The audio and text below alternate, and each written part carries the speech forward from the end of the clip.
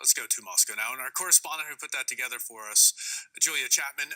Julia, we're seeing today Russia remembering the many millions of victims of the Gulag system. At the same time, Stalin is deeply revered by many. What's behind the contradiction?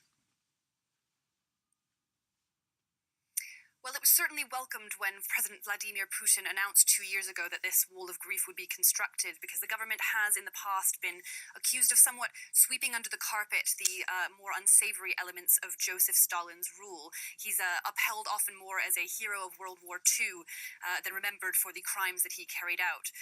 In fact, earlier this year in an interview, President Putin said that foreign enemies of Russia use what he called the excessive demonization of Stalin as a weapon against the country. And that message does seem to be trickling through to the populace.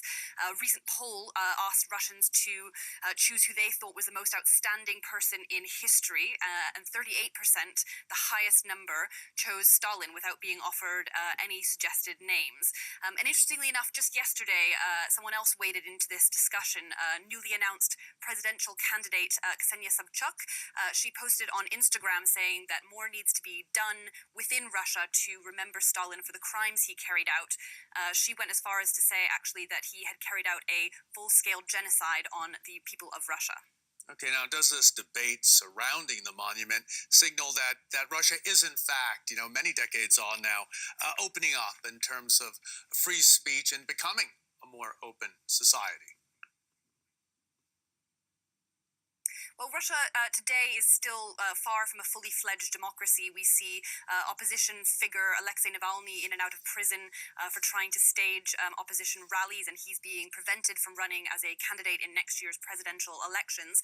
And a few months ago, also, a man called Yuri Dmitriev, who is a human rights worker with organization Memorial, he was arrested on charges of child pornography, which he strongly denies. He spent some 30 years documenting and uncovering a mass grave in northern Russia where Gulag prisoners were sent and shot and buried there. Memorial calls him a political prisoner. They say that the government simply didn't like what he had to uncover. So, there's still a long way to go. But interestingly, I'll leave you with one thought from the artist, the sculptor behind the new Wall of Grief that's been unveiled today on the National Day of Remembrance. He said that he hopes it will serve as a reminder against authoritarian policies and the tragic consequences of those. So he hopes that people who walk by the new sculpture in the center of Moscow today will be remembered of the mistakes of the past and not repeat them in the future. Julia Chapman, thanks so much for that from Moscow this morning.